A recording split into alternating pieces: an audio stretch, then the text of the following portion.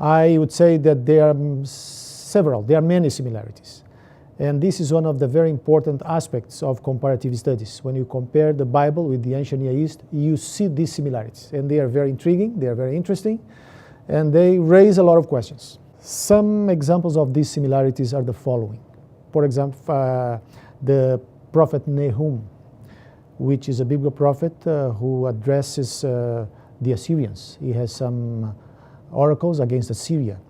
And when Nahum addresses Assyria, he uses language that resembles the Assyrian annals, the Assyrian royal propaganda.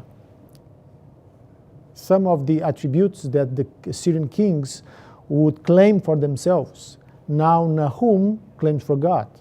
Some of the curses that the Assyrians would invoke upon their enemies, the prophet invokes upon them.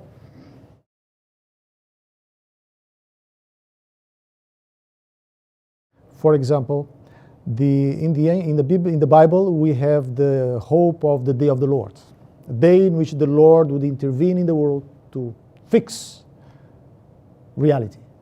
We have similar hopes in the ancient Near East. They were expecting a day in which the king would intervene to bring the problems of the world to an end.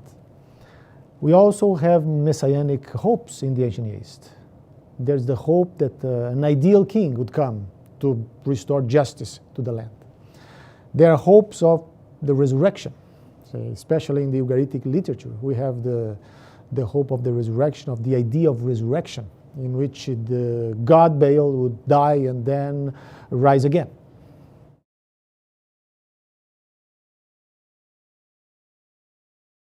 First of all, the dissimilarities are strong, much stronger than the similarities, because Israel believed in a God who was good, omnipotent, ethical, reliable, who fulfilled his word. Not so with the gods of the ancient Near East. So in the literature of the ancient Near East, you have a different gods and different gods being revealed there or being manifested there. You do not have this goodness and omnipotence of the biblical God. So there's a huge difference here.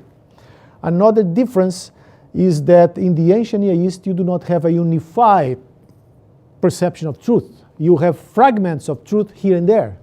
So in order to find similarities, we get different information from different cultures and different people.